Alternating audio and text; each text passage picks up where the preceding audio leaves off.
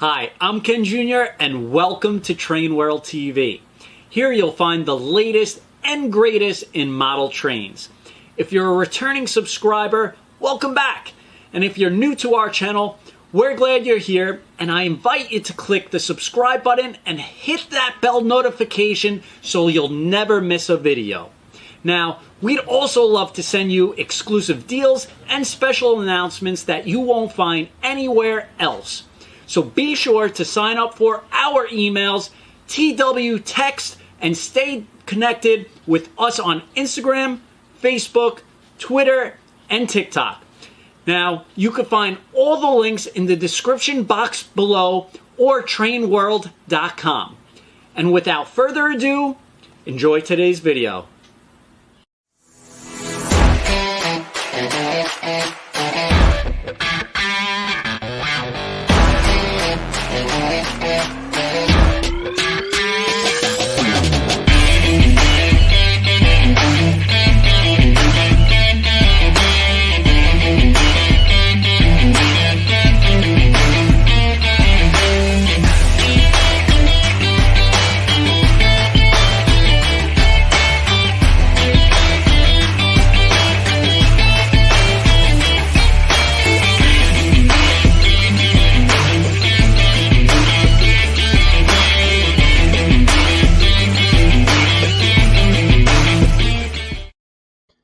All right, it's showtime, everybody, and welcome to the main event. And we have Ryan Kunkle from Lionel Trains here tonight with the big Lionel catalog flip through, book review, book tour, whatever you want to call it.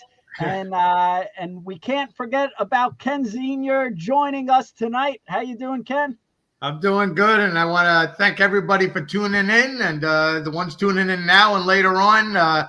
It's going to be a good event going over this new and exciting product, and we're getting close to the built-to-order deadline, so everybody kind of listen in and look at it and get your orders in. And Ryan, first of all, how you doing? We miss you. We haven't seen you in a while. I feel like it's been forever. How you doing? I'm doing great, guys. It's always great to be back on here with you and with all the fans and everyone tuning in. I look forward to doing these all the time, and I know we've got some more events coming up throughout the rest of the year too. So look forward to everything. This is always a highlighted catalog time, and we're sort of in the last couple of days and hours of the C2 order window. So this is when it starts to get exciting around here again. Is everyone gets their last-minute questions answered, decides what they'd like to have, and you get your orders together, and we go from promoting the trains and trying to explain everything to all of you to getting everything made and delivered in time. So it's going to be a busy couple of weeks ahead, but I look forward to wrapping up the sort of catalog bonanza month with my favorite Kens. I was looking at the on the water report, and we're going to have a lot of stuff coming in the next couple of months. All the good engines, the SD40s coming in, the 280s, which were a really big hit, and those ES44s with the Army paint schemes, they're going to be coming out in a couple of months. So things are looking good. Every month is going to be exciting of what's coming in now. Yeah, we've done a really good job this year. Our team in China has done a really good job in Vietnam, and for our U.S. production folks, everyone's really worked hard together. Lots of obstacles to overcome, as always, still in this world, but more so than not, things are really holding close to schedule this year, and I'm looking forward to getting a lot of trains off to you guys in the next in the days, weeks, and months ahead. We're getting multiple containers in every day here at the office, with everything from ready to run train sets to high-end steam locomotives and everything in between. I know we got some American Flyer in today. We got our 412-2s came in about a week or so ago. So a lot of people emailing me asking about those. So they're on their way to you if you haven't gotten them already. And it's exciting. It's kind of Christmas every day in the warehouse right now. Yeah. Ryan, it also seems like you've been doing busy some reviews, and on Model Railroad News, Tony shot me an email. This was actually your review on this HO Rapido, and it made the front cover. And you did a great article. And who would have known? You're a HO scale guy too. Well, you've been taking my HO orders since I was about 8 years old, Ken. So you should know that I'm an HO guy too. But no, that was fun working with Tony on that. He really did a lot of the heavy lifting. Tony's a great asset to this industry. I know he's been here on Train World TV many times. He's a staple. And he did us a nice favor in there too of helping to plug Lionel's social media, and he does a lot of reviews of our product. And he wanted a nice tie-in between the old and the new on that HO locomotive, and I was more than happy to jump in there and help him just flesh out the article a little bit. But Tony's a great guy, does a lot, and that was a no-brainer. So thanks to him for letting us do that, and I hope those engines did well for you. Rapido makes a great product as well. Those guys are a lot of fun, and they're my kind of people too. So, and, well, all trained people are my kind of people. So. Also, that engine, Ryan, you guys make that an American Flyer. Yeah, we have those. It took us a while, but we got them all redesigned, and they are on their way here soon. They're in production. I think right about the end of this month they should be finished with production, if I'm remembering all the numbers in my SKU list correct. But those will be the American Flyer upgraded ones will be here in the not too distant future. And of course, it's one of those great engines that Lionel did many years ago and has done in a more traditional size over the generation. So it was one of those cases where everyone says the HO guys get everything, but this was a case where the O and the S gauge guys have had it for decades, and now the HO world is getting caught up. But they're getting caught up in a good way. Rapido did a really impressive job on that model.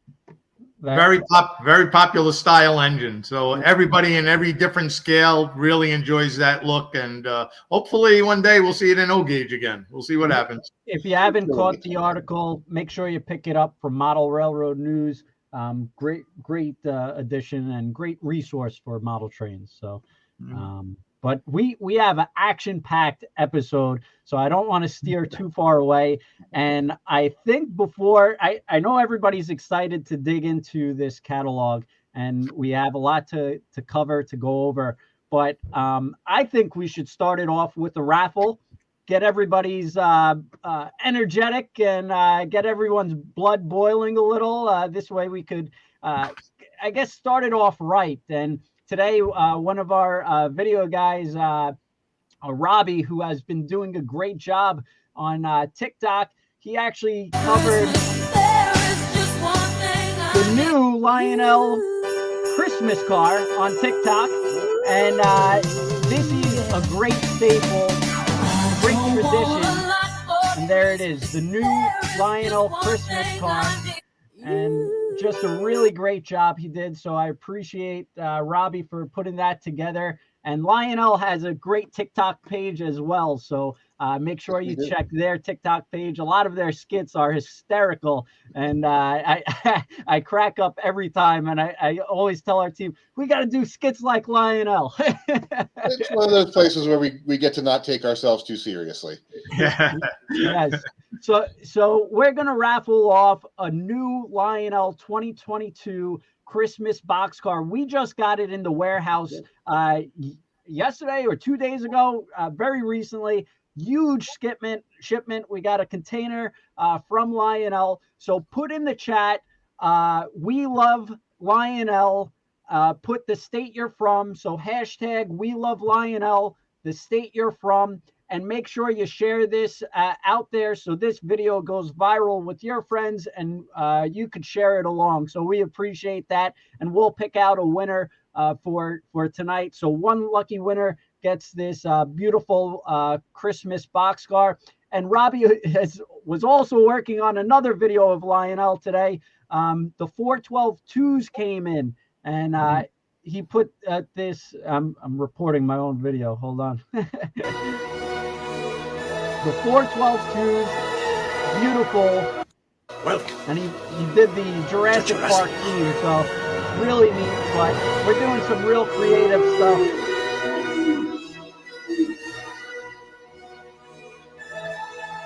And you could check out the full video. We'll be posting it shortly in the next several weeks. We got so much going on, but lots of good stuff with Lionel. Lots of shipments coming in. Lots of videos going out. So stay tuned. But hashtag We Love Lionel. Put the state you're from, and we're seeing people from all over: Green Bay, Georgia, Ohio, New Jersey, Pennsylvania, Utah, Wisconsin, Riverhead, New York, local guy. Hey, Paul, just all over. So we appreciate that. And let's get on with tonight's event because it's been a long time. You guys have been waiting patiently, so we appreciate that. But beautiful cover, Ryan. Let's dig in. Yeah, it is. I really like the cover of this one. The creative team did a great job pulling that one in, and just really has a nice spirit to it. And of course, brings in one of the highlights of the catalog right away with the new brass hybrid challengers that we feature in the first couple of spreads. Beautiful. And we still got these on pre-order. Any update with the new Lionel Base 3? We are hard at work with it. The engineering team has made a lot of good progress. I think based off of where we are right now, it'll probably be an early 2023 delivery. I don't want to commit to an actual delivery date just yet, but I don't know that we'll get them here by the end of this year, just based off of where we are in terms of some of the development things. We have working prototypes. We're doing a lot of testing. We still have some beta testing to do to make sure everything is working exactly as we hoped under multiple environments. But right now, everything's looking really good. If anybody caught on our social media channels last week, Dave's Demos with Dave, he did a nice review of our prototype for the Vision Class A that'll be delivering this year, and also did some behind the scenes of the new Cab 3 app and ran that with the Base 3. So if you're looking for a little bit more information on that, that's a really recent social media post you can check out. And there will be more information on that for sure coming as we get a little bit closer to delivery. But these are definitely been one of our biggest projects this year, really for the last 3 years. And it's all starting to come together in a great way right now. So really excited about this and can't wait to see people's reactions when they get them and start to see more of what the new generation of command control can do. Yeah, and so many people have pre-ordered this item. Everybody wants the newest, latest technology. So if you haven't pre-ordered it yet, get your pre-order in. They're going to go out quick for sure. Yes. Well, yeah, Ryan, some things you ordered an extra 12, an extra 24. With this, we're almost sold out of what we ordered already, which is our biggest number of anything in the catalog. I got to order another 100. I tell you, it's just amazing that how many people have ordered this thing. Every layout will have this item, every layout. Yeah, we were very impressed by the numbers too. In fact, that was one of the things we're looking at is increasing the production orders and quantities that we initially estimated we would need for our first run. So that's a great problem to have, and one that we're addressing for sure. So if you didn't order it out of the first catalog, it's not a problem. You can still pre-order out of this current catalog, and this is not going to be a one and done build to order item. So if you want to wait and see when these come in, how they work, if you've got questions and whatnot, it's not a rush to buy type of thing by any means. But of course, pre-ordering is always great. You'll get it right away. Guys at Train World especially are great about getting things turned right away to you, so you'll have it in your hands. For those who really want the next best thing, or a way to control all of your trains from one platform now. So for those asking, I saw someone asking about Polar Express train sets. Yes, you will be able to control those through the app on this. You can also use the Bluetooth apps that they have already, but if you have one of the older conventional or RF train sets, you can use this to help run those trains with this app, along with command control trains and everything in between. So it's finally a one stop for all control system for all the different Lionel devices we've had over the last several years, and a lot of room to grow on as well. So we could probably do and should do at some point a whole program just on the Base 3 and the Cab 3 app. But glad to see the strong reception this has had and the questions that we get. And we'll definitely keep you all updated as this gets closer and closer to delivery. That's great. It's a winner. It's a winner. Yeah, we're gonna need to do a special show on that. But all right, O scale. All right. Brass hybrid Challenger. Yeah, so this is a really cool one. I'm proud of this locomotive. I think it's a unique engine, and it's really a showcase of what we like to do in our brass hybrid line of trains. There are a lot of cool locomotives out there that just probably wouldn't bring in enough of a long production run to justify full die-cast tooling for everything, but still deserve a home on people's layouts. And these earlier Challengers are a good example of that. A lot of people are very familiar with the Union Pacific's last group of Challengers, like the 3985. But these were some of the engines that helped lead up to that design. And were this was actually from the second batch, the CSA 2 class of Challengers, that went through a lot of changes and growth and development, but really paved the way for 3985 and her sisters. And a great locomotive that will pair well with those earlier Vision Line Challengers you may already have, or run by itself. And these are all detailed with customized details to represent timeframes from about 1944 on. And these are just beautiful locomotives. So the brass hybrid concept gives us the opportunity to combine all of the performance quality that you're used to in our die-cast legacy engines, all the high-end electronics, the whistle steam, the stereo sound. These will have road number specific crew talk with the high level of hand-applied detail that you only get in limited production run brass models. So you get the best of both worlds. These have a die-cast chassis. Everything's machined. Everything will run beautifully with a completely new brass superstructure laid over top. So if you look at the pilot model on one of the pages ahead, you'll sort of see how that all blends together. The pilot models come unpainted, so you get them in their bare metal state. We just put a clear coat over everything so that you don't get any different, any tarnishing or issues over time. But you really get to appreciate all the detail on that and how much brass and craftsmanship goes into these locomotives. Almost everything you see on there is a separately applied part. And these early Challengers are great for that because they've got a lot of little details and little bits and pieces to put on. And Ryan, just a couple of questions coming in. Will this have a different whistle than the big boy? So, like all of our legacy engines, now this will have the 5 different whistle options. Okay. So you'll have a UP Steamboat whistle on here, probably a couple different variations of that, and some other pitches as well. So you can change the whistle out to any of the 5 different variations that you like. You can also now adjust the pitch of the bell on these as you can with our other legacy engines. So if you've already got a big boy and you want something that sounds a little different, really easy to just hit a button and change to the next whistle on here, and away you go. That's awesome. And Cyrus was asking the main difference between this and the Vision Line Challenger. I would assume it's the brass. The brass construction. A lot in terms of the locomotive prototypes, outside of the wheel arrangement and the size of the chassis, there's not much in common between this and the 3985. The front ends are radically different when you compare them. Of course, you've got a different tender as well. The locomotive itself is the same length, but the tender is a little bit shorter. Didn't have quite the big centipede tender that the later engines had. So that's why these will be just a tad shorter than your Vision Line Challengers. Feature-wise, they'll have most of the same things. We did take the extra smoke units out of this just to help balance some of the extra cost of the brass construction and all the extra detail.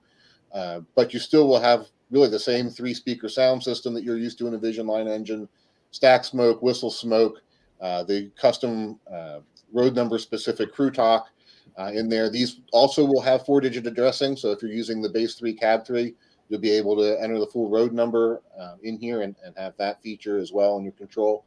So a lot of great things. All the LED lighting, including the the class lights, which you can now change from white to green or turn them off. So it's a fully loaded legacy engine with maybe even a few extras, but as much detail as you could possibly pack into a model. And this would definitely be an impressive piece on your layout. Without a doubt. And John had a good question. Is this considered a big boy? No, it is not a big boy. What is the difference? The main difference is the wheel configuration. Big boy is a 4884. This one's a 4664. Yep. A little bit smaller than the big boys, but still a big engine. Yes. Will one of the whistles be the original 844 whistle? It very well could be. I'd have to go back and check and see which ones we pulled, files we specifically pulled for that. But it very well could be. We've used a number of different UP whistles in the past, and we try and put, when we do our whistle selections, we try and pick, for the most part, in a prototypical locomotive like this, we try and stick to things that are as close to prototype sounds as possible. And obviously, when you go out into the real world, not every Union Pacific locomotive sounded exactly the same. Even weather conditions and things like that have a big impact on how a steam whistle sounds. So you get lots of different recordings, and you get lots of variation. But we're not going to put something like a Pensy Banshee in this thing, right? You want something that has that Challenger, that Western Railroad sound. We will put in a few things that have a little bit of variety to them, so that you have some options and have some differences, but we try not to go too crazy on an engine like this.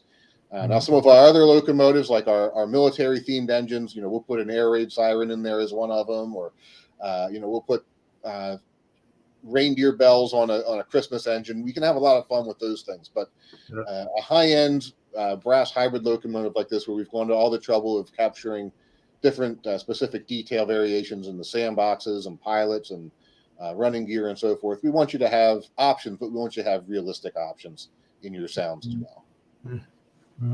And just so you know that this engine is built to order. Dad, do you want to review the built to order process and why it's important to pre-order, especially on a piece like this that, a lot of people are going to be ordering, just even as a mantelpiece? It's just beautiful. Yeah. Basically, built to order is exactly what it says.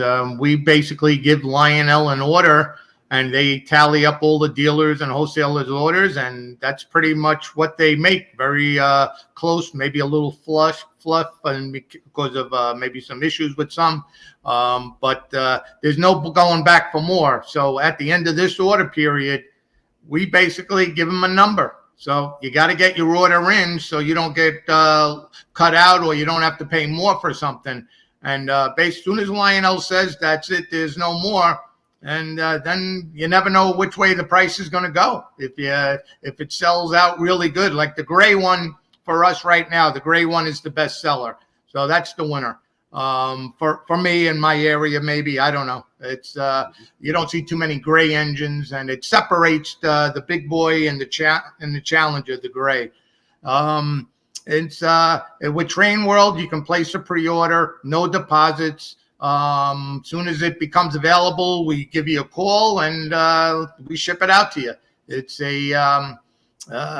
it's the way it's been done in the last, I guess, 10 years maybe, and it works well. Nobody gets extra anything where they're stuck with it. You don't see closeouts on your investment. Very rarely, if anything.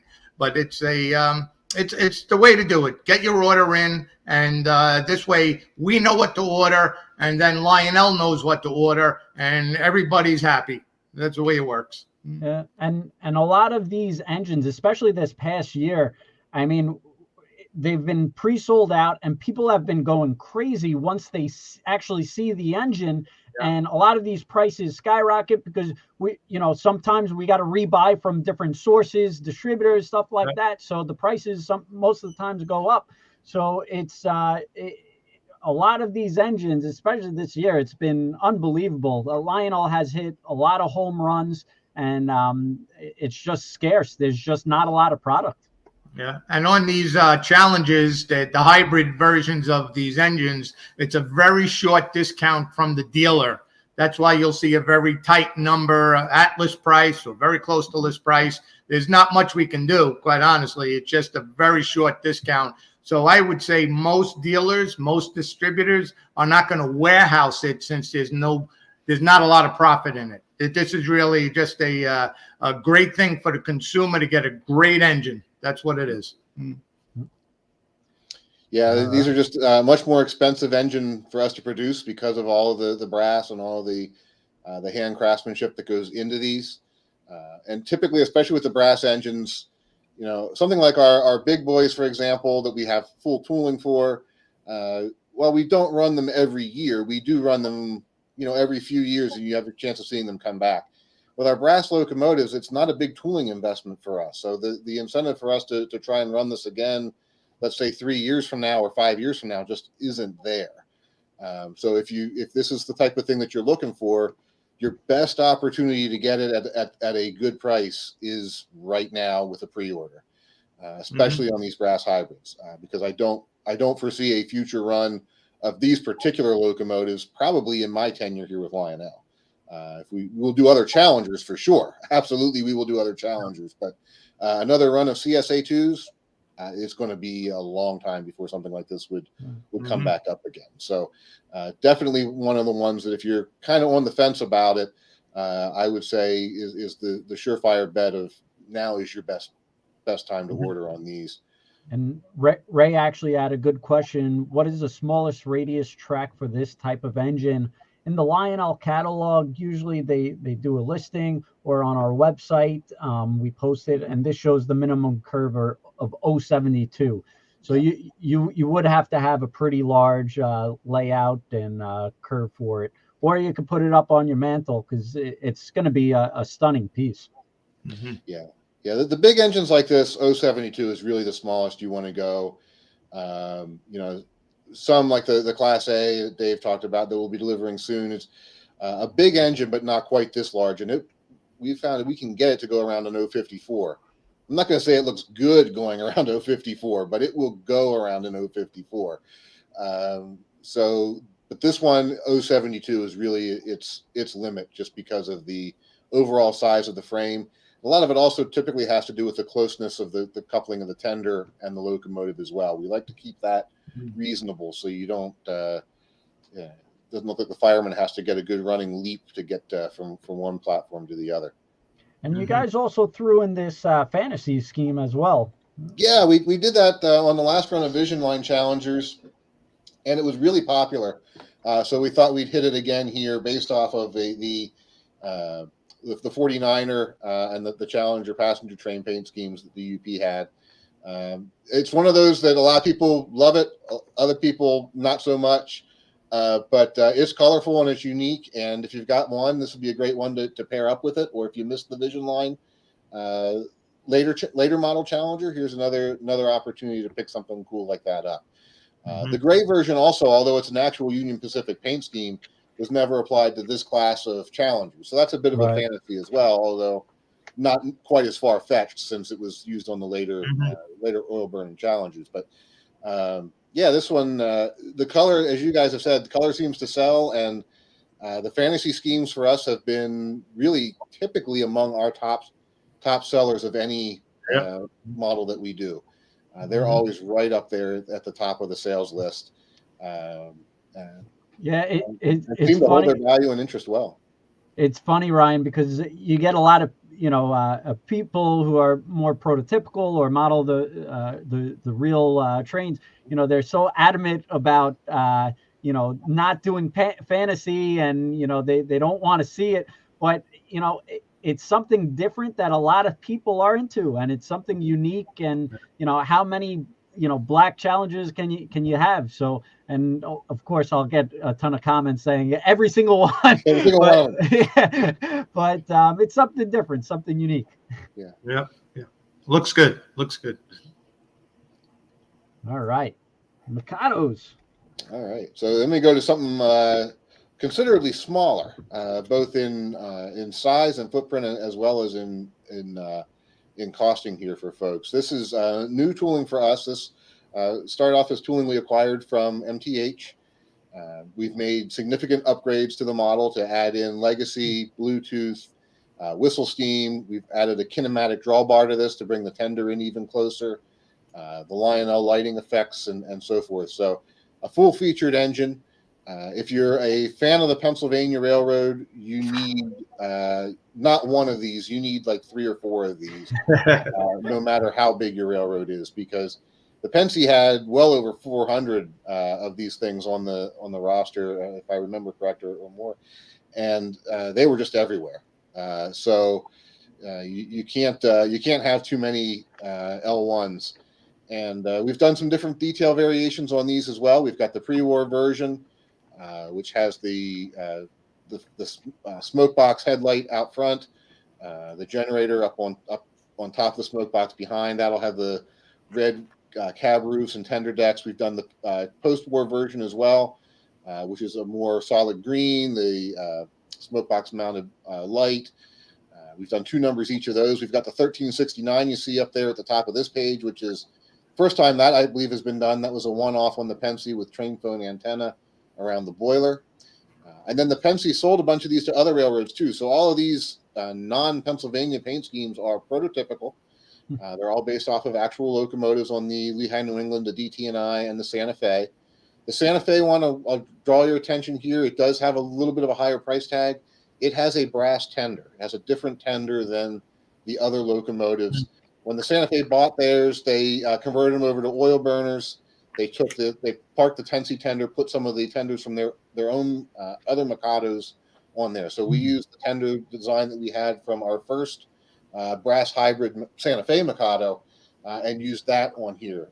So you get a really nice extra value with that to make this an accurate Santa Fe locomotive. It wasn't just, hey, Santa Fe sells everything, let's put it on an L1. This one was actually based in solid prototype research. Mm-hmm. Very nice. There's another version of this Mikado in one of the high-end sets, the Cumberland Valley. Yes. I had a customer call me. He wants that engine made out of the set. So I'm talking. I said, they're not going to make it just for you with a separate engine. So I basically went over every car in the set. Now he's going to buy the set. Yeah, that's a great set. We'll get to that in a few pages, I'm sure. There is a lot of great stuff in that set. I'm really happy with the way that one turned out. It's sort of a slice of home for me, and it's got a great looking locomotive, and we made the cars all really fun in there too. So really happy about that. And the great thing about the standard railroad of the world is nothing was really that standard. So we can do more runs of L1s down the road with different combinations of front end details and tenders and so forth. We didn't hit every single possible variation this first run out, so have no fear. There will be more Pennsy lollipops in the future. Yeah. Very nice. Greenbrier. Another former MTH locomotive that we've heavily upgraded, and one that's we've had a lot of comments on here about this. I think this will be a well-received locomotive. There were only 5 of this particular class of engine built in the real world. One of them survives, a 614, which you can still see today, and I think that's why it's as popular a class of engine as it is. Beautiful locomotives, regarded by many as some of the most successful steam on the C&O. Certainly right up in there with the Alleghenies, some other and the T1s, the 210-4s. But this was their superpower for the Northern and that type of locomotive. Originally designed for passenger service, they came in so late that a lot of them got bumped into freight service for most of their career. So you can put this on a passenger train or freight train and be perfectly legit with it on your layout. And you'll see we've got some cars to match. We're doing the 614 with the polished rods and everything looking nice and clean as it would be as an excursion engine. We're also doing the 614 and some of its other excursion paint schemes as well for the chassis and the family lines. There will be a gloss on the 614. And then we're doing 611, I believe, is the one we're doing with the standard matte finish and the blackened side rods. Down the road, if someone's looking for a matte finish 614, we'll probably get to that in the next run through. But wanted to make that one a little bit more polished for the way it looks or has looked recently in excursion years. Yeah. Kenny, the 4 on this page will be the gloss version. The on the left page, the one at the top, the one you've got there, the chassis system, that'll have a nice shine to it as well. And the family lines. And then on the left-hand side of the spread, 614 at the top will be glossier. And it's not going to be a heavy gloss. It's going to be just a little bit more of a shine than our typical matte finish.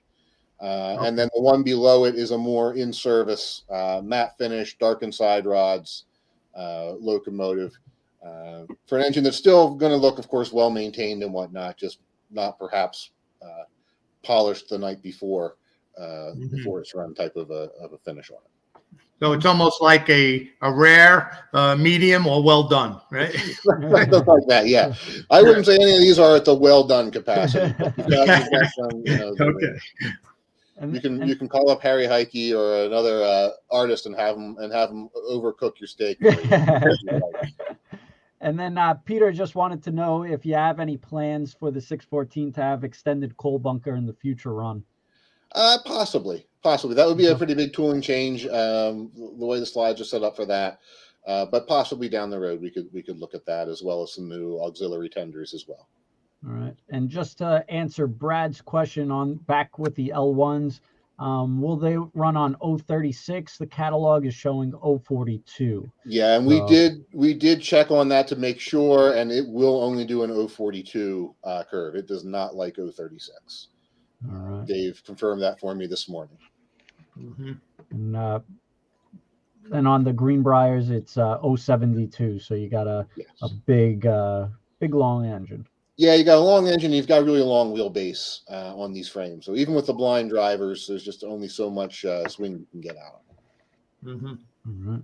And then you're also doing, I guess, is this the specialty set for it? Or? Yeah, we've got two more schemes. The 613 is one of 2 C&O locomotives that got the elephant ears, the wind deflectors put on it as an experiment. They didn't last terribly long, but it's a variation that hadn't been done on this tooling in the past, so we wanted to include that here. A lot of people really liking the look of that. It does certainly change the look of the locomotive and adds a certain something to it. Also on the spread, we've got some 18-inch passenger cars, as we've been offering them in the last couple of years in 2 packs with a station sounds car as well. That has all the different dining car announcements and so forth. They're a lot of fun for your train. And then we've also got the wood caboose. So if you want to run this in freight service, we've got a nice C&O caboose to tack on the end there for you as well.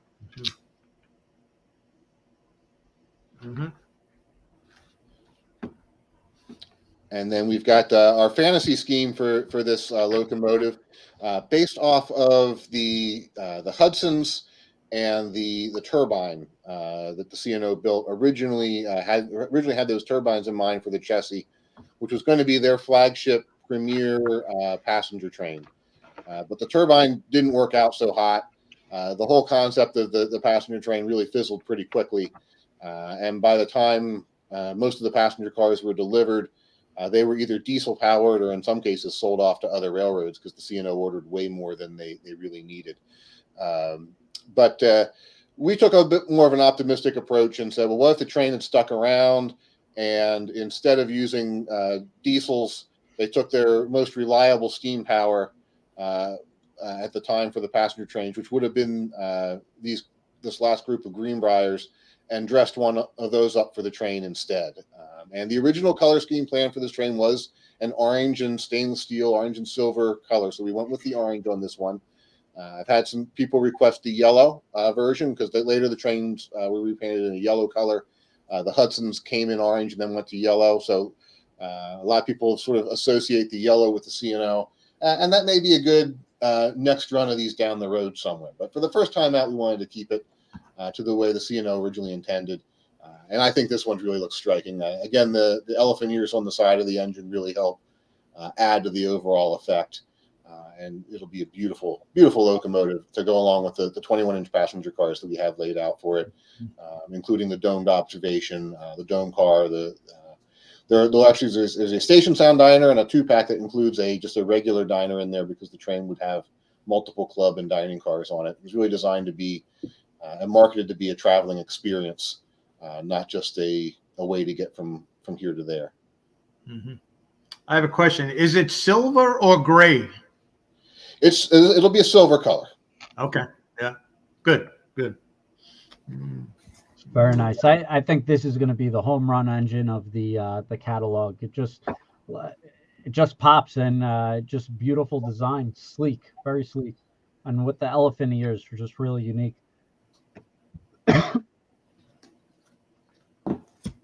Okay. All right, the 260s. All right. Yeah, going back to some smaller power. We do try and mix it up so that folks who run on smaller curves can still get a locomotive with great legacy features that will run on, in this case, 031 curves. Yeah. The 260s were a good mixed locomotive. They could be found on passenger trains. They could be found on freight trains, with the morning milk run or a local freight. And they lasted from the designs comes in the 1860s, 1870s, and they're still in service through the very end of steam. So you see a lot of these locomotives on railroads all across the country. And with the connection to the Strasburg in '89, especially, that's been a big popular one for these engines. So we've got Canadian National. The prototype for this particular model is based on a Canadian National locomotive. So we have some of our wood passenger cars in CN with 3 different 2-packs available there. We have CN 89, which of course, for those who are familiar with the Strasburg, it's going back to its Canadian National colors on several occasions. We've also got some other road names. We've done some different variations this time. One for the San Luis and Rio Grande, and also for Southern Pacific. We changed out for the Vanderbilt Tender, put a few other different details on the smoke box and the front end of these to make it look a bit more Western. And one of my kind of favorites, because I have I actually did some volunteer work and did some track laying there for a summer or two before I moved down to North Carolina, Middletown and Hummelstown 91, a sister to 89 just down the road at Strasburg. Another neat restored engine. So having some experience on that road, I wanted to include her here as well in the catalog. Hopefully others appreciate that. So that's a Pennsylvania engine? Yep, that's another Pennsylvania short line locomotive near Harrisburg. And then we've got 2 variations of Strasburg, of course, because it's just been such a great hit for all of us. Everyone loves the Strasburg. We've got it in its current livery as well as its 1970s version. There are some detail differences. We've had a lot of email questions when the catalog came out on here over the catalog art versus the final models. I think I've answered a lot of those for people, but these will have the ladders between the running board and the pilot deck. Some of the headlight arrangements are not shown quite right on the virtual art. It was one of those cases of designs not being ready quite in time for catalog deadlines, so the artist's doing what they could with the resource we had available. Spoked pilot wheels are another detail that you'll see on all the Strasburg locomotives to make it closer to the prototype. So for some of those questions, hopefully you've had an opportunity to ask in for some of those things.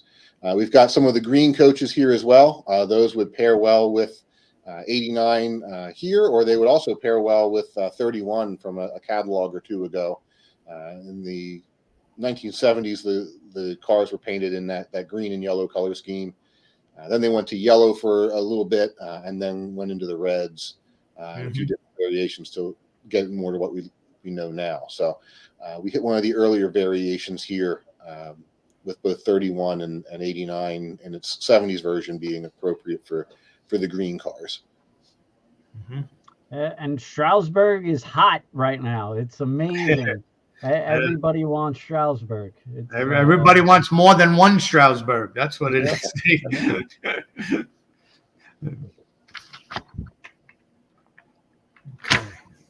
Beautiful stuff.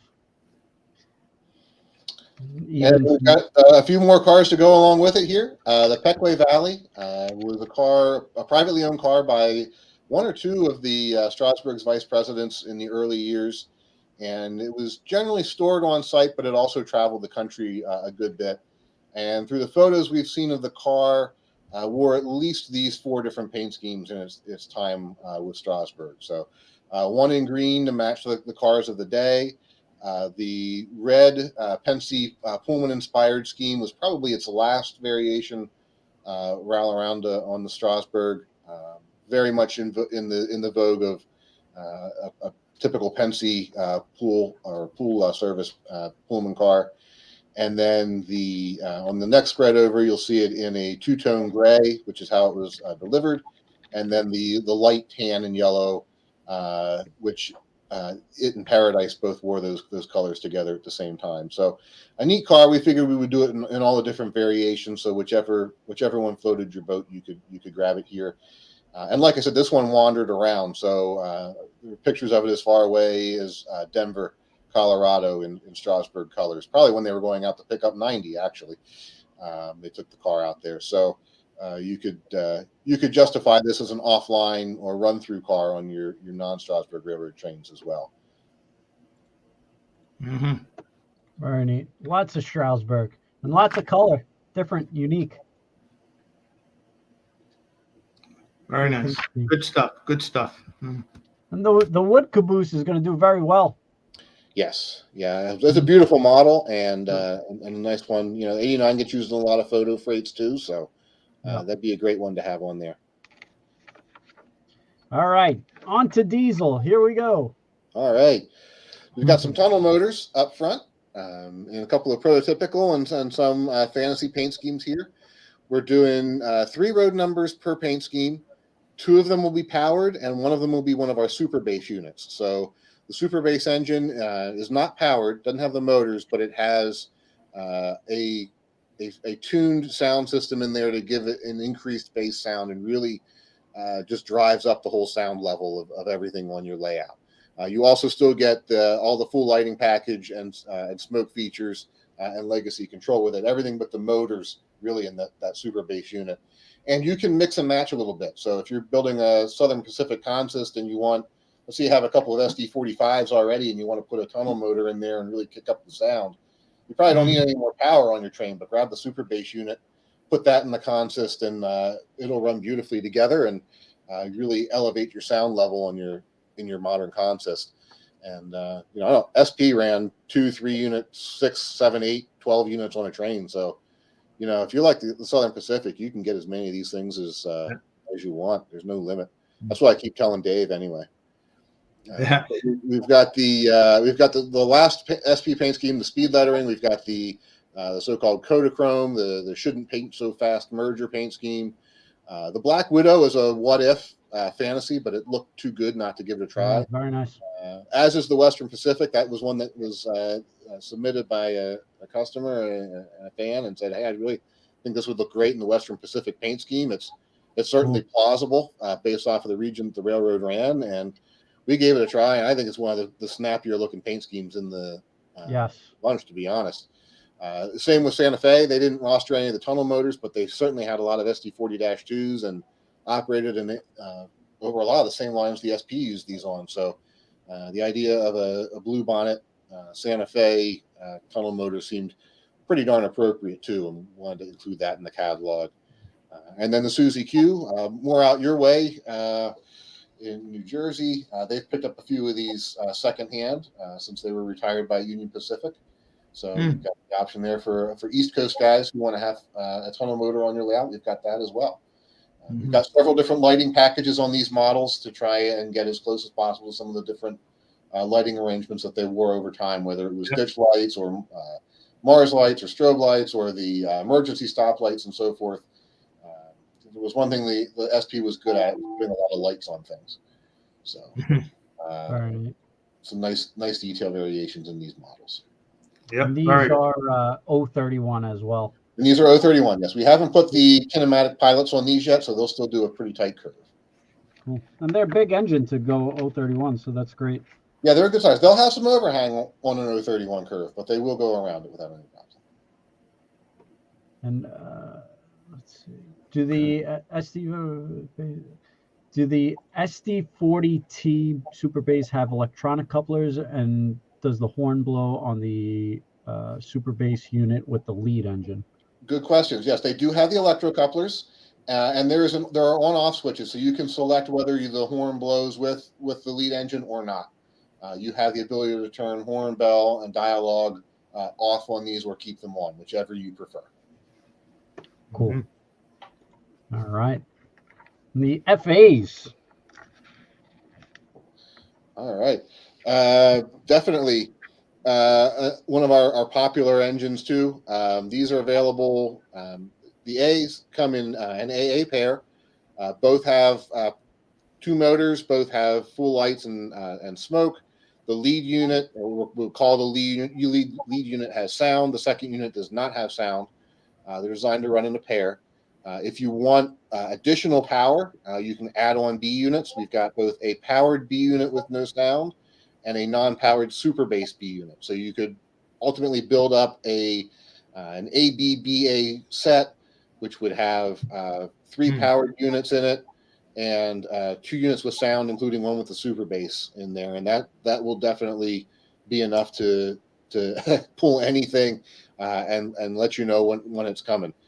We've got some different lighting arrangements on these as well, with or without the Mars lights. A variety of paint schemes. Our Halloween, of course, is fanciful, but we always have a lot of fun with those, and there's lots of rolling stock for them to pull out there now.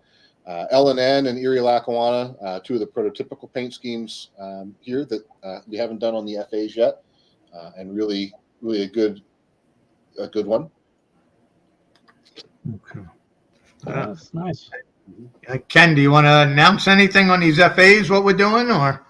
I was going to save it to the end. All right. Hang in there, customers. There might be a couple of other paint schemes coming on FAs. Yeah, we got some big announcements coming up, so hang tight. But some beautiful paint schemes here. And one we just came up with today, so it's really like hot off the press. Yeah.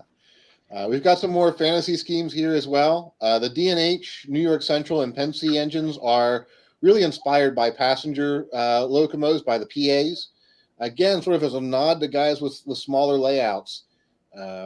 These are sort of a shorter version, a more tight curve friendly version of an Alco PA. The styling is very much the same. You're just trading the 4-axle trucks from a 6-axle truck and a shorter car body here. So we took some of the really popular passenger paint schemes and applied them here to these locomotives. These would look great with 15-inch passenger cars on your 031 curves. They're very much more, even though they're still a scale locomotive, much more friendly to a smaller layout with tighter clearances. And then the SP Black Widows too, just for the fun. The SP never had the FAs, but that paint scheme looks too good on an F unit not to try it here. So we definitely wanted to put that one on as well. Very neat. And Sean had a good question. Can you run the FA2s with a Bluetooth remote, or do you need Legacy since both AAs are powered? Yes, you can run these with the Bluetooth remote. You can these do all have Bluetooth on board.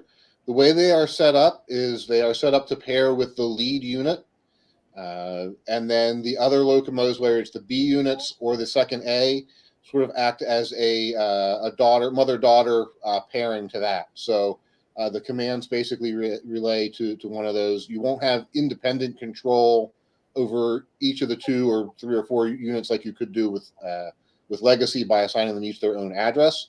But no matter whether you do a 2-unit set or up to a 4-unit set of the same road name on these, you can run them with the universal remote or the Lion Chief app on the phone without any trouble. They're designed to handle that just fine.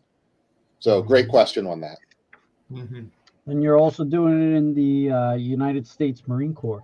Yeah, this was a nod to an earlier Lionel post-war product. Yeah. And, just we've done a lot of really cool military trains over the last couple of catalogs. This one, a different angle with this one. Just a classic Lionel engine, sort of brought around to a full scale size with scale details and legacy control. This would look great pulling any contest, whether it's your scale military cars or some of your older traditional cars, all your different army loads and things like that. We've got a matching caboose to go along with it, 60-foot boxcar in the bright red colors, which are sort of reminiscent of some of the military sets we did around the time those FAs first came out. Just a fun one to do. Kind of a nice little nod to Lionel's past here as well. We like to do those every now and then with some interesting subjects. We've got some U.S. Army troop cars here as well for those who want to add a troop train to your layout. You've got a variety there of 18-inch 2-packs. Those will all come with figures. We've got the Station Sounds car there as well for the canteen, and a real fun set. Mm-hmm. And these, I think, are very going to be underestimated, because the amount of orders that have been coming in on the SD70 Aces have been tremendous, and it's kind of a rerun, but it's very popular because they did kind of some enhancements with the antennas and stuff. Is that right? Yeah, the original UP 6 Heritage units. It's been about 15 years now since they did these, and I think in the prototype world, as well as a lot in the model world, it started that whole kick towards bringing back some of the old road names and fallen flag paint schemes. The UPs were a little more inspired by, not quite as sticking as close to some of the earlier paint schemes as like maybe Norfolk Southern or Canadian National and others have done since. But very cool locomotives, and we have not run these since we did them the first time, basically right after UP did the engines. And one of those that I felt the time was just right. We've had enough time go by. These things go for really crazy prices on the secondary market. There are a lot of people out there who weren't buying trains like this 15 years ago, or maybe, there were 6 of them. Maybe you got the one that you really liked then, but since then you've seen 2 or 3 more, and now you wish you had those as well. I've heard lots of people at shows over the years say, "Hey, can you bring back the UP engines? There's 1 or 2 I really want to get, and I just can't find them." And so I'm glad to hear that those conversations were not in a vacuum. Usually when I get 1 or 2 or 3 or 4 or 5 or 6 or 7 or 8 of those at a train show, I know it's probably going to be about the right time. Mm-hmm. Detail-wise, the only real change we're making on these from the previous run is we are adding the PTC radios, antennas up there on the cab roofs. So they'll be visually a little bit different in that regard. It brings them up to current day on the UP. The UP really hasn't changed these too much in the years either, other than keeping them clean. I think they may have repainted some of them now just to keep the paint looking good on these engines. They've done a real good job with that. This, of course, will be the first time that they'll have the Bluetooth capability in them, as well as the 5 different horns. So that'll be a feature that you didn't have the first time these were offered. Again, to make them a little bit different. We're only doing them in the prototype road number this time around. I know the first time they were done, we did multiple units for people who wanted to build matching contests and things like that. Keeping it real simple this time, just the main 6 with a few other cool paint schemes from other roads thrown in as well to round out the run. But really nice locomotives. It's cool seeing these on the rails. I mean, I've even been able to catch a few of them myself. Even here in North Carolina, some of them have wandered into North Carolina. Wow, really? Cool. Very cool. I was going to ask you that if you're in service. But yeah, it's neat to see how these have traveled, and they still remain just as popular as the day they came out. So, and this bodes well for guys who are thinking, "Hey, what about all those NS units?" Since like 20 of them came out at the same time, and it was oh my gosh. Yep, I think over the next few years you'll probably see some of those as well. Mm-hmm. They will run on 036, so that's great. Yep, these will run on 036. Again, they've got a bit of an overhang, but they'll do it. Yeah. Some more great paint schemes: Southern Pacific Heritage, Western Pacific, and the MRLs. The 2 special paint schemes that the Montana Rail Link did not long before they were bought back into BNSF for essential workers and veterans. Very, very cool looking paint schemes. Yeah. Very, very nice to be able to bring those in. And then the CNO version is just kind of a fun one. CSX sold some of their locomotives off to a leasing company, and a couple of employees took it upon themselves to create a CNO heritage unit one night, and it roamed around this for a few weeks before that people caught up to it and took the markings off. Very cool. Excuse me. We got CSX's blessing to do that, and I thought it was a fun story and a fun, kind of a cool looking locomotive too. So why not? Sure. And Robert's got a good comment. 036, the new 027. Yes. Yeah. Very neat. All right. H1544s. So another sort of newish locomotive into the line. We've had H1644s before. The biggest spotting difference between the two classes overall, was the trucks. And so these will be using the AAR style trucks that the H15s had. All the H15s, at least at delivery, had the main handrail mounted on the hood, not on the outside of the running board. So we've tooled that up as well. The changes we've made will actually allow us to do some other variations of the H16 again later on as well. But a neat locomotive, something a little bit different to everyone's got a lot of GP7s and 9s and even RS11s and RS3s and stuff. The FMs just give you a different look and feel. And there were some great paint schemes options here on the H15, and so we wanted to include some of those here in the run. So we've made some tooling upgrades and changes, and brought in a new model, a new prototype model into the line. We've got the Rock Island, the Central of Georgia, UP, Monon, KCS, Rio Grande. A lot of cool, colorful paint schemes. Some of these saw passenger service and then freight service. Some of them did both. So again, like the L1s or the 260s, good engine you can put on just about any train and run. Beautiful. All right, and last but not least, the two specialty sets at the end. Yeah. These both seem to have been inspired by trips driving home to Pennsylvania from down here. The Hagerstown Hotshot for the Western Maryland folks. The Western Maryland was one of the last roads to really roster active FAs.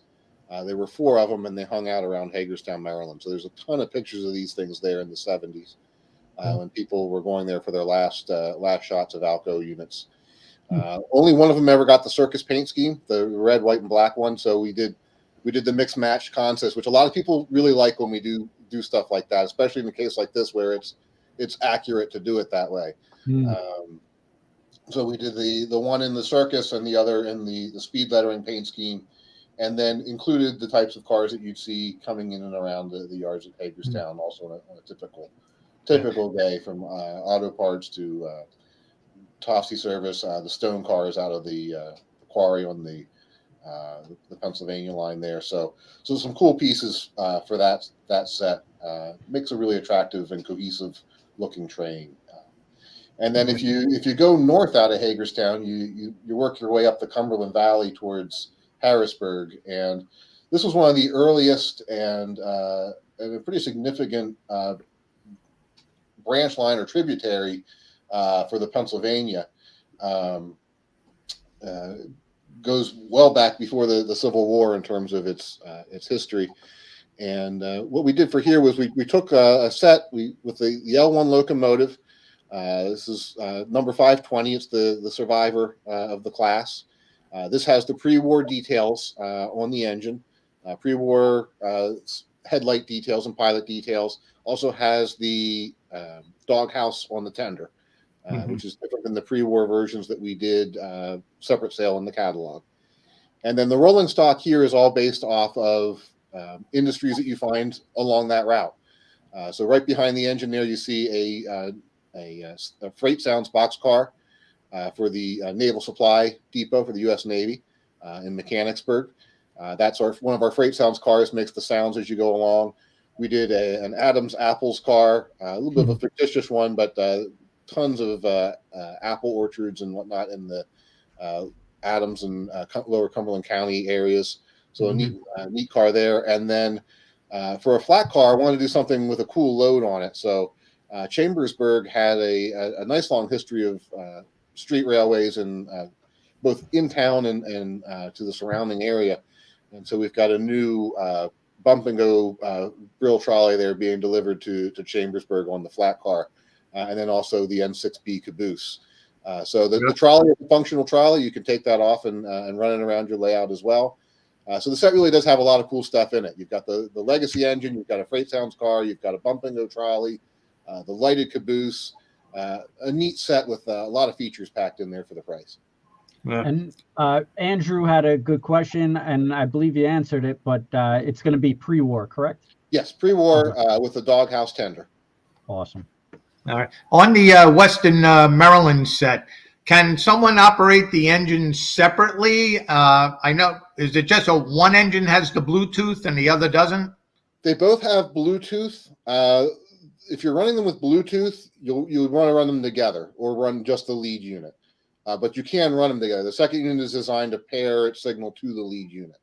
If you're running with TMCC or Legacy, or obviously running conventional too, for that matter, yeah, you can separate them and run them as independent locomotives, however you'd like. Okay. Just like the other AA sets in the catalog, the lead unit, in this case, the one with the red and white and black, that one will have the sounds.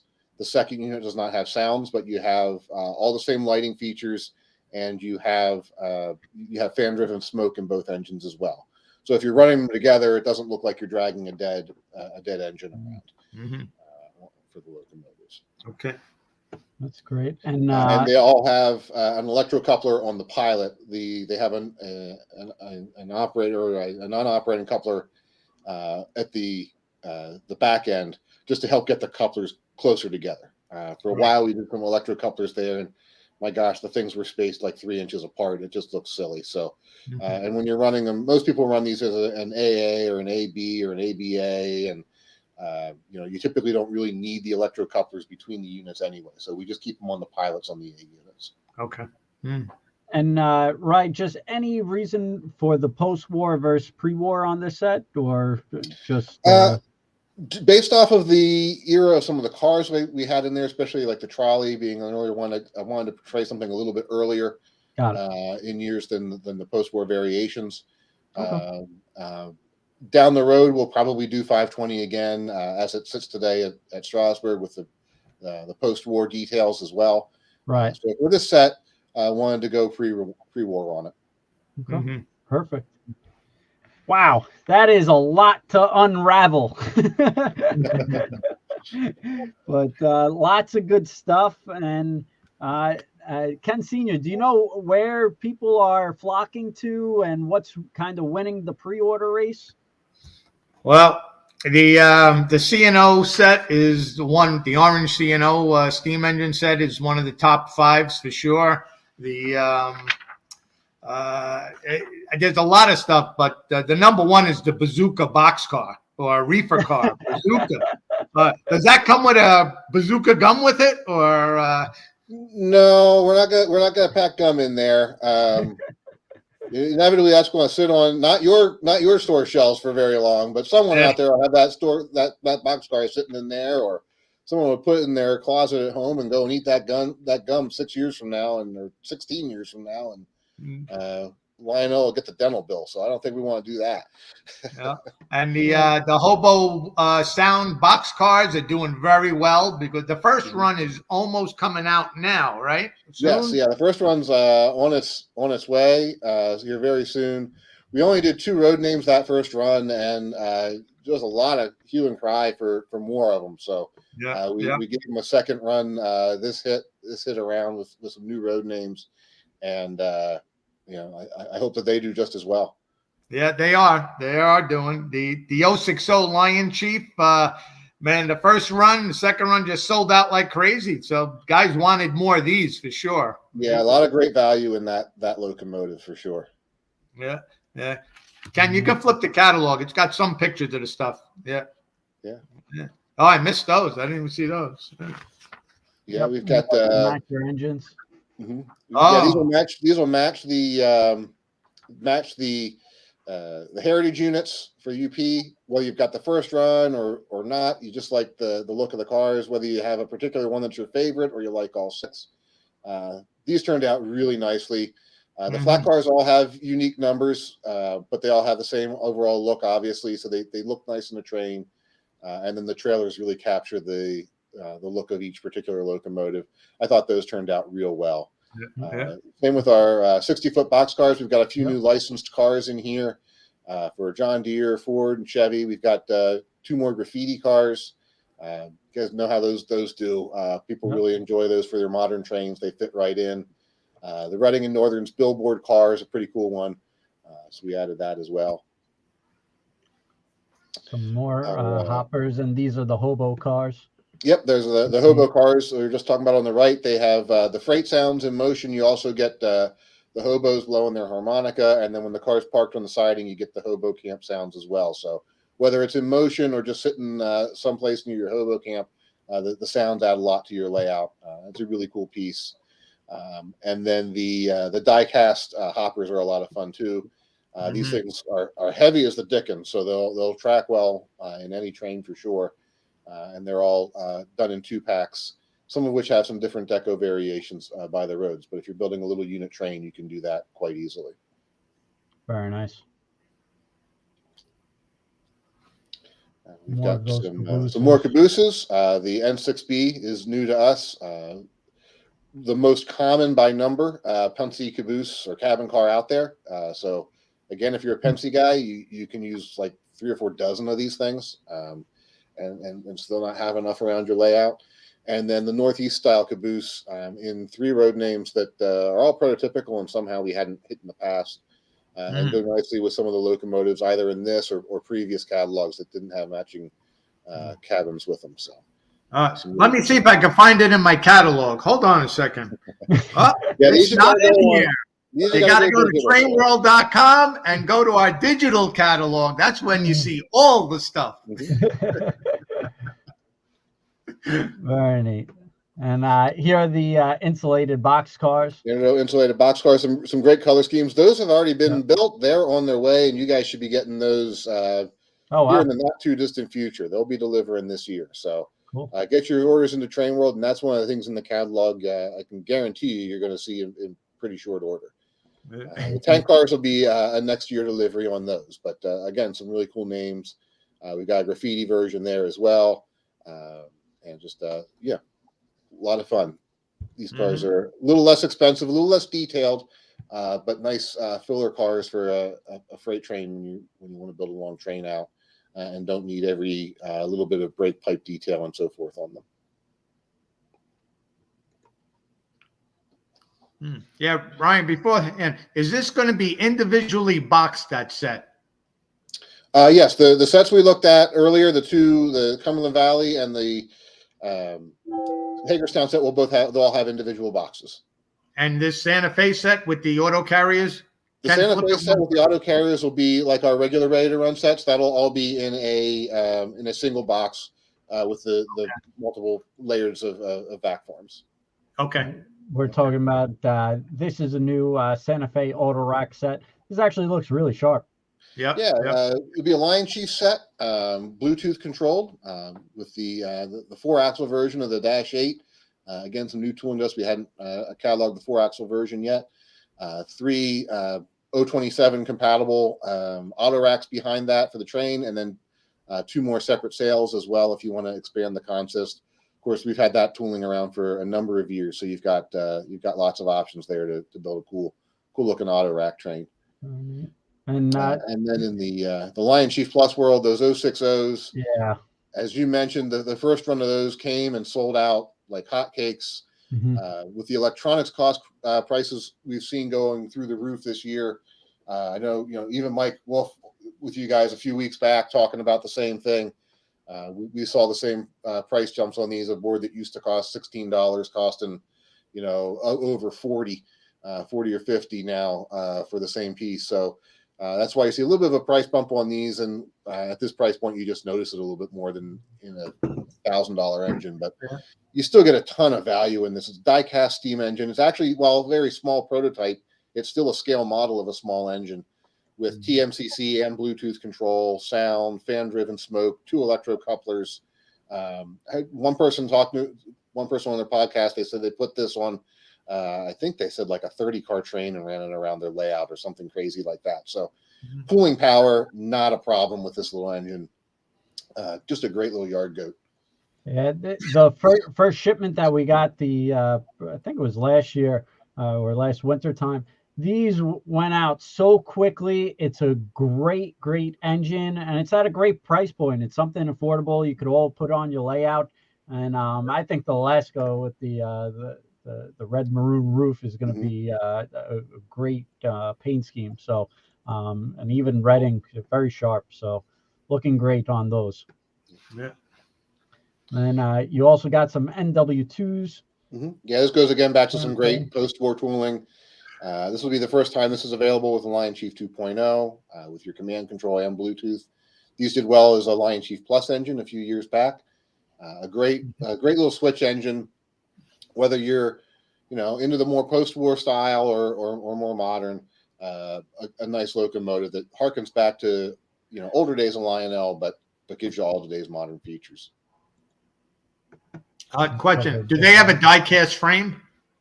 They have I believe those have a stamp frame. Stamp frame. If I'm not mistaken. Yeah.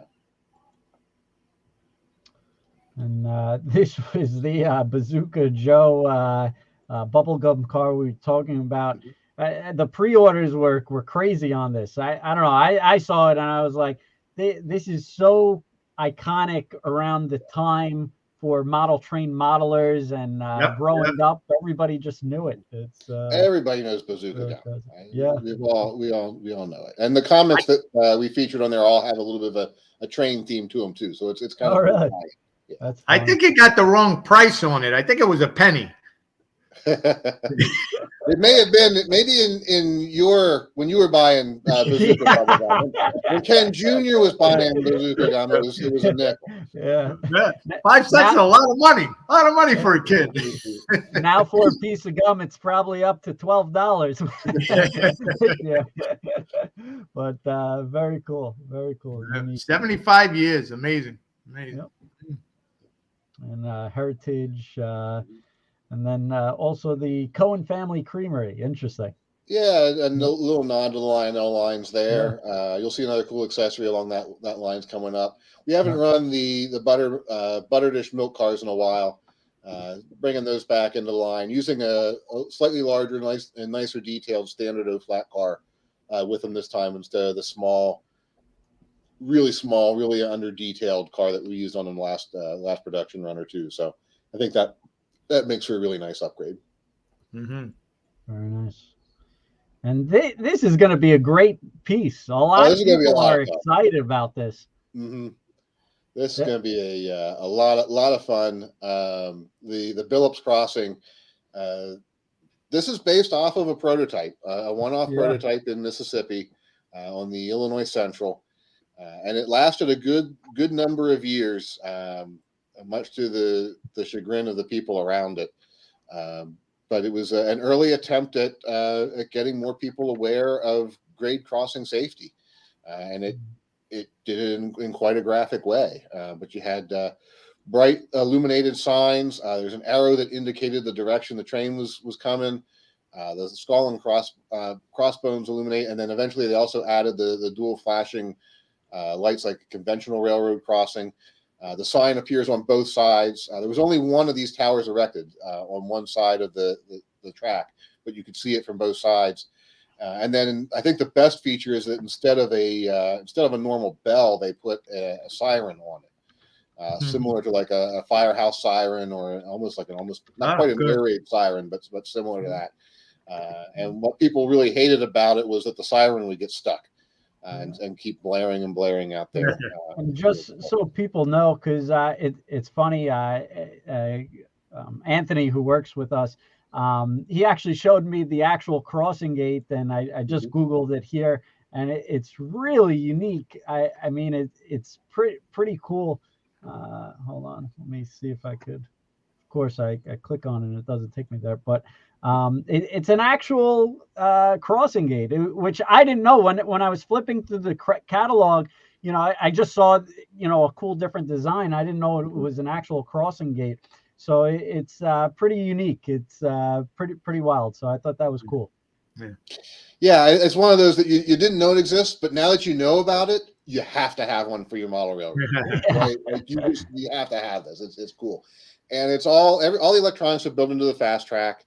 It's activated by the train. It detects the direction of the train and everything else.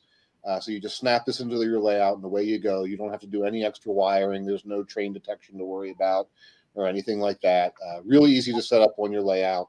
And just a really fun accessory that I think a lot of people are going to enjoy.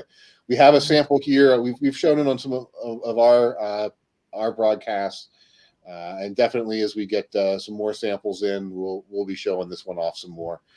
It's a cool one. Once you see it and hear it, you're going to want one for sure. Yeah, but there's no crossing gates at all, right? It's just no physical gates. No, that was the one piece it didn't have. It was just going to attract your attention with the lights and the sound. Okay. Yeah. Scare the hell out of you before you cross. That's right. Very cool. And the diner, accessories. Yeah, we've got the diner coming back. We're upgrading that a little bit. We're putting a lighted sign on the roof. It's another one of our older accessories making a comeback. And then our Amtrak licensed station. Some really cool Amtrak graphics on that. Of course, Matt's been a big help. We've had Matt on here in the past, and he's helped with that one a lot. Really cool.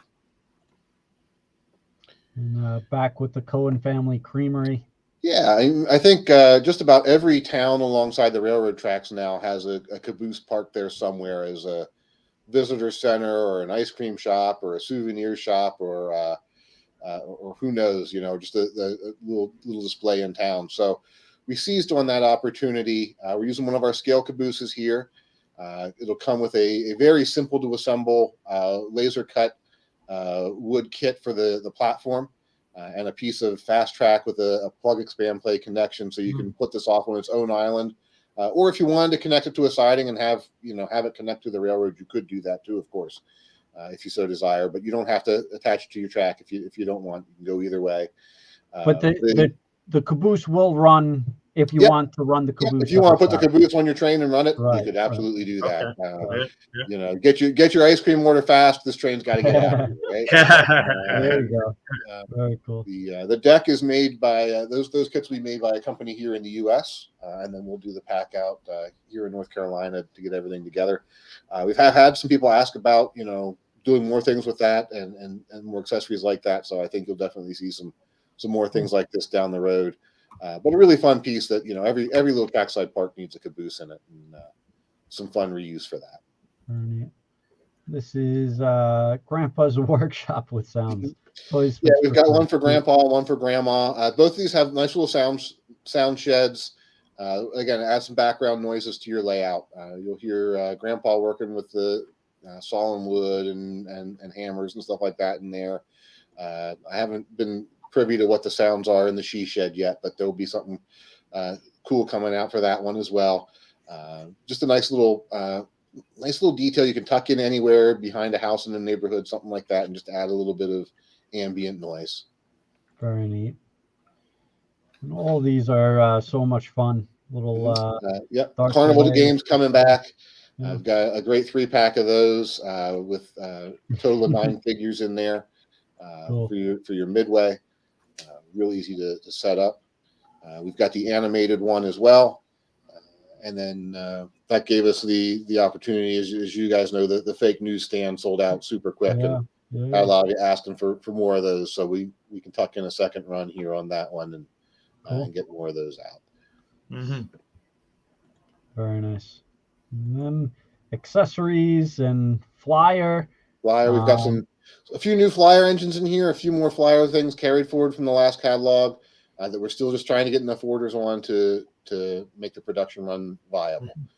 But some more Baldwin switchers. Of course, we've got our PAs. Those will have the new pilot cover on there, the Santa Fe Gold Bonnet set, some add-on passenger cars for the different road names.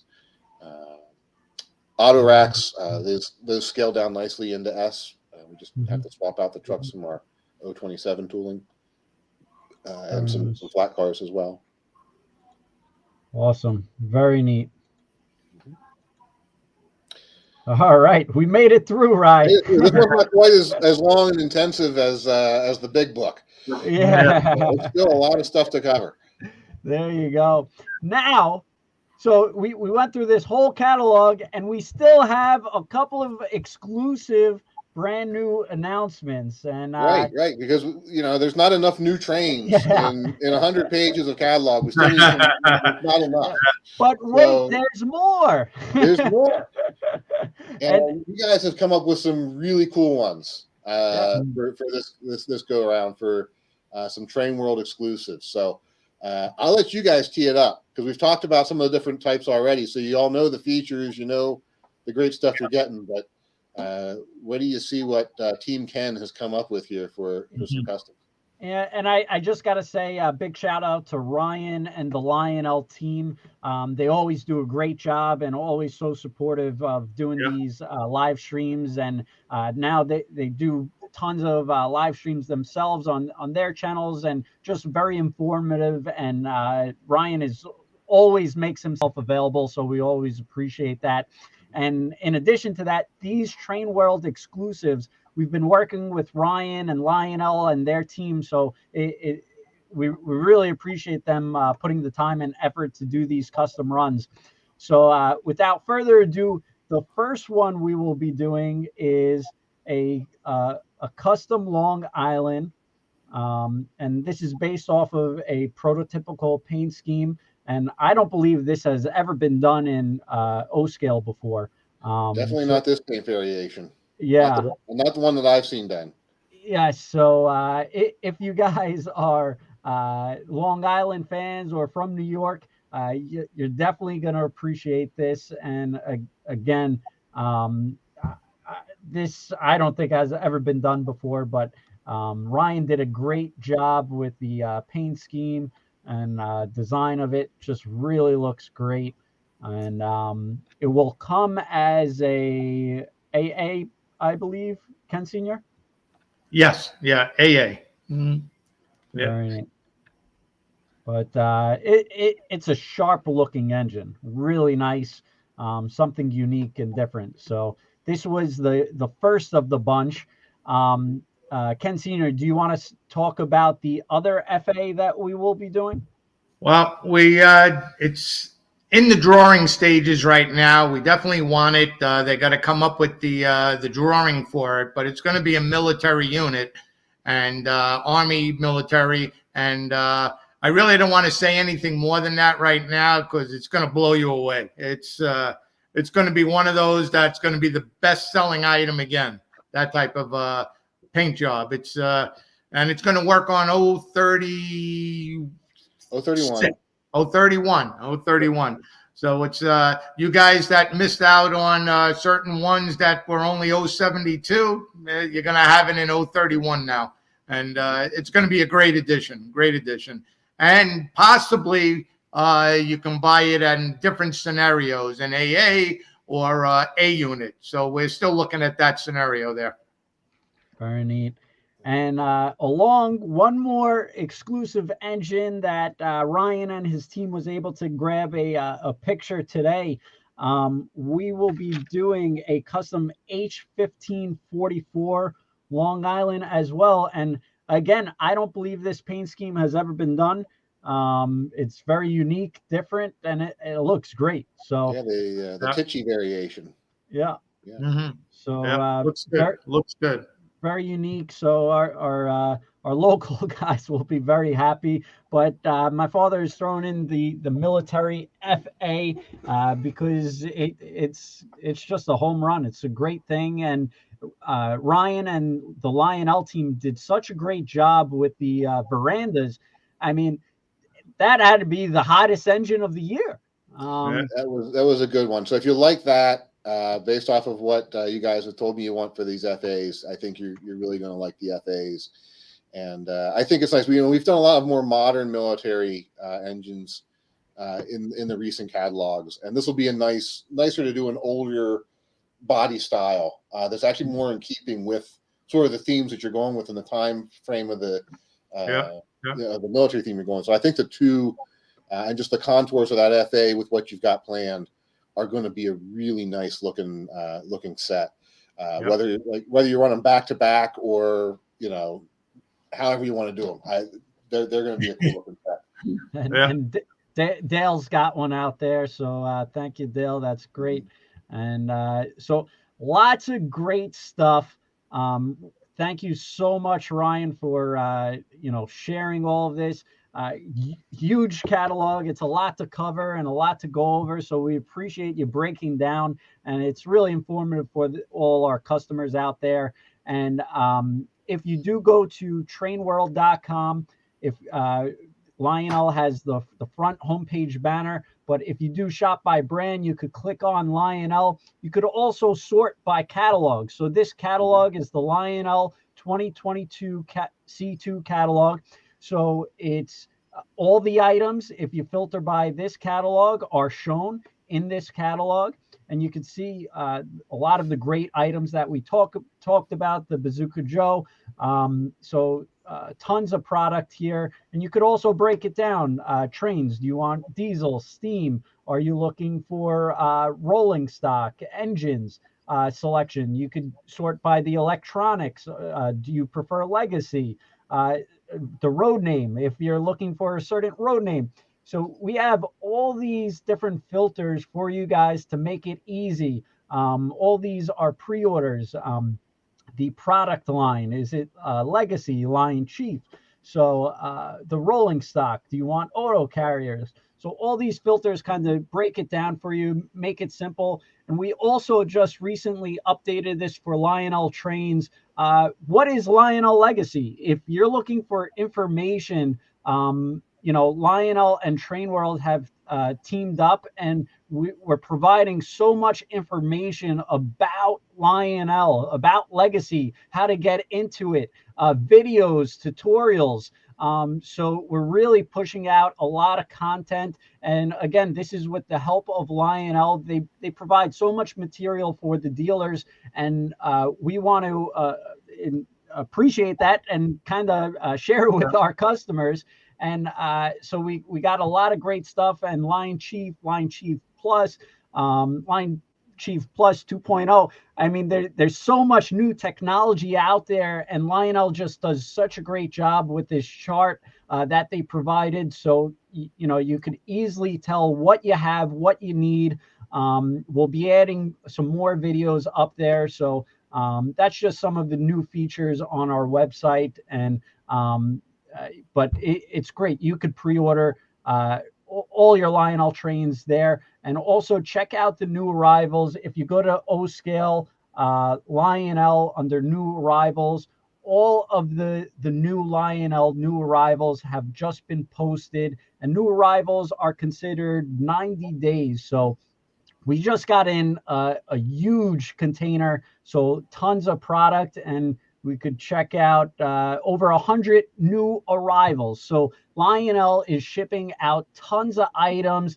These are the cab forwards, the 412-2s. They just came in. We just did a video about these this morning. So tons of product to filter, to search through, and we're trying to our best to make it easy for you guys. So you could search by new arrivals, pre-orders, sale, what's on sale for Lionel. So sort by O-Scale, and then you could break it down to Lionel Trains.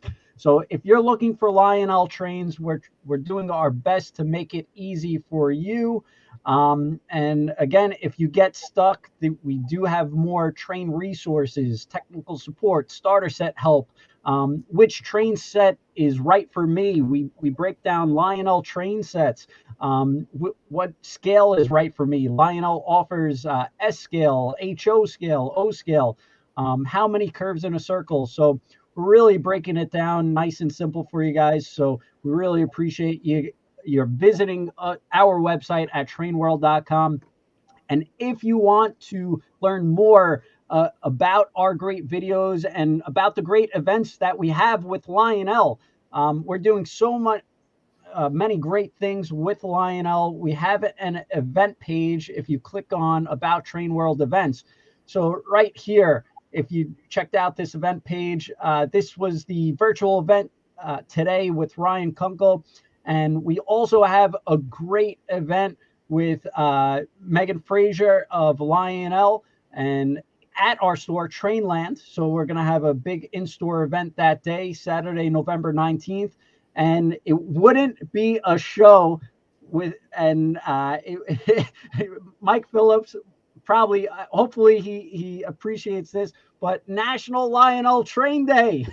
Big shout out to Mike. It's a big deal. It's a very big deal. Yeah. Yep. And Ken Senior, do you want to talk about why National Lionel Train Day is such a great day for the hobby in general? And this is Saturday, December 3rd. Yeah, it's always the first Saturday in December. That started many years ago with Lionel, and it's really just a heads up to the Christmas is coming. To pull out that train set, start making sure it works. There's in the store discounts in a Long Island store on that day. And this year it may be mentioned on national TV. I'm working on something with that, because it's every year. It's a national train day, Lionel Train Day. And then we always got things going on in the store. We got raffles, discounts. Lionel always does their best to promote this type of a day, and it's for the whole family. It's from, like they say, it's from like 2 to 100, whatever age, every age. It's great. It's a fun day for everybody. And Ryan, you also do a boxcar for this event as well. Oh yeah, we do. Yeah, we do a promotional boxcar each year for it. Those have become quite collectible over the years already, I think. Yeah. Are we allowed to even show that? I don't think we're allowed to show it yet, right? I think we put it in one of the catalogs somewhere, maybe. Yeah, it should be in the. I've got it here on my my print. But yeah, it's in the catalog this year for us. So definitely. This is okay. And that looks like that's 2021. So there's last year's, but yeah, it changes every year. One of our custom cars with the nice printing on there, and it was something we really started, again, to encourage people to go out and visit your local hobby shop, especially if it's Train World or wherever you are around the country. Go in, stop in, say hi to the people there behind the counter. Look at the new product, and one of the things I want to compliment you guys on with Train World, as you were going through that. All the changes and upgrades you've made to the website. There are a lot of people where the local hobby shop is 200 miles away. Yeah. And you've made your website something that if someone doesn't have a true local shop where you can go and ask in person, you've got all the questions covered there now. What train is right for me? How does this control system work? All the support that we and other manufacturers have put out. Credit to you guys for creating a spot where people can go and get that information. You've really made trainworld.com not just an online store, and a really, really good one, but also an online information source. And between what you've done with that and programs like this, I know I speak for all the manufacturers when I say thank you for helping to promote the hobby, and it's not just about getting the sales numbers at the end of the day for you guys. You've got a family history of this, and it's part of what you do and part of what you love, and it shows in how you've run the business, and we all value that here at Lionel, and I know people around the country do as well. So. Can't say enough good things about you. I mean, we certainly love all our dealers, but and I don't want to single anybody out. And everyone has their favorite local hobby shop, and I encourage you to go and visit them and support them all year long. But for those who can't, for those who only get to enjoy things digitally, you guys have really raised the bar for what you've done, and kudos to you are well deserved for that. Yeah, we appreciate it, Ron. I gotta thank my son Kenny and my nephew Anthony. You need younger generation to do this. I can't do most of that stuff online, without a doubt. But we let them run with it. they spent a ton of money and still are spending a ton of money maintaining it and changing it. It's never done. It's an everyday thing. Every day they're working on it. And Ken, can you show them the front page of the website, what we added down there for the customs and the military? Yep. And to piggyback on what Ryan was saying, a big shout out to Lionel, because they actually make it easy for dealers. They provide so much information, videos, tutorials, guides. So, we're just pushing the content, but Lionel is actually creating and spending a ton of money putting it out there. So we really appreciate them. And a lot of the things that you saw, it's Lionel created and putting the time and investment behind. So it's a true partnership and friendship, and both companies, Lionel and Train World, we have a great history of working together, and it's a true friendship. And it's whenever we see each other at York, it's a great time, and we appreciate that. So thank you, Lionel, for always doing your best for the hobby, and you guys always do it for the hobby and not just for Lionel. So it works both ways for sure. Yeah, definitely a team effort. We're all part of the same industry, so we're one big team, without a doubt. But one of the greatest part about model railroading is there is always something new to learn. And one of the most challenging parts about model railroading is there is always something new to learn. And so you guys and we as well, we try and do as much as we can to ease everyone through those transitions and the difference between Lion Chief and Lion Chief 2.0 and Legacy and how much power do I need for my layout and how many curves make a circle. I mean, those are the types of questions that between the three of us, we've probably got 250 years of model train experience sitting on this screen right now. But if you're just getting started, there's no silly questions and there's no dumb questions. So and I tell you, we never stop learning from the customer. The customer knows so much, and they play with trains. They're the first ones that hear about it, buy it, test it, run it. So they're the guys that educate us, without a doubt. So thank you, customer. Thank you. Yeah. And all right, Ryan. So we're rolling into almost 2 hours here, but we definitely made it. And well, I've never been accused of being brief. So there's that. But well, we really appreciate you taking the time out and coming on our show and always being a part of this. And it's really great for everybody out there to get their questions answered, to feel like they're a part of it, to see the actual trains, to talk about it. So Ryan, thank you. Our hats tipped off to you tonight. And we really appreciate Lionel and the team out there for helping us put this thing together. So if you have any interest in any of these Lionel trains, which many of you do, and I saw a lot of people drooling out there, make sure you pre-order your Lionel trains at trainworld.com. The pre-order deadline, I believe, is Sunday or Monday. I think I said it in the email. I would have to double check, but it's coming up quick. It's this week. That's all I know. So if you see something you like, please get your pre-orders in. Occasionally we do have extra quantity. We do our best to stock the product, not only just to order for pre-orders. So we do our best to stock it, but sometimes there's that winner that you just got to load up on. So do your best. If you definitely like something, get your pre-order in. And thank you everyone out there so much. We really appreciate you joining us tonight. We had a tremendous episode. Thank you, Ken Sr. Thank you, Ryan. Thank you, Lionel. And thank you everybody out there who participated in the raffle. We will pick out a winner. Hashtag We Love Lionel, and the state you're from. We'll pick out a winner tomorrow, and it will be the 2022 Christmas Lionel boxcar that we just got in stock. So thank you everybody, and have a great night. Okay. Good night.